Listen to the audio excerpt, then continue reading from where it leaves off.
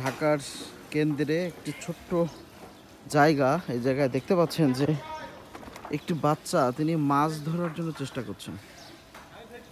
অর্থাৎ আমরা যারা এলাকায় থাকতাম তাহলে কিন্তু তখন গ্রামের এই ধরনের সিনারিগুলো ভালোই দেখা যেত এবং এইখানে মাছ ধরা যে কত আনন্দের, সারাদিন কুড়িয়ে যদি একটি শৈল বা একটি ছোট পুঁটি মাছ বা অন্য কোনো মাছ যদি ধরা যেত তাহলে কিন্তু সেটা আনন্দের।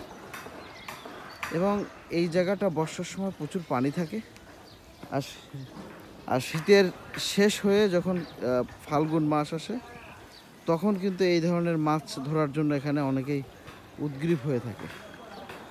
এটি একটি দৃশ্য আপনাদেরকে দেখাবার জন্য যে শৈশব আমাদেরকে টানে, যে কৈশবে আমরা গ্রামে যখন ছিলাম বা যখন আমরা গ্রাম অঞ্চলে এই ধরনের দৃশ্যগুলো দেখতাম যে কচুরিপোনা ফাঁকা করে করে শৈল মাছ কই মাছ ধরা, কিন্তু সেরকম একটা ফিলিং কিন্তু ঢাকার আশেপাশে বেশ কিছু পাবেন এবং আমি মূলত এইগুলো ফিলিংস পেয়ে থাকি।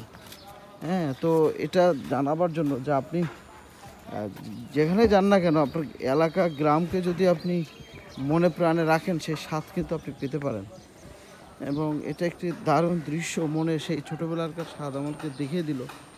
এই ছোট্ট বাচ্চাটি চেষ্টা করছে কোনো একটা মাছ ধরার জন্য, কিন্তু এই জায়গায় সেই মাছ পাওয়াটাও অনেক কষ্টকর।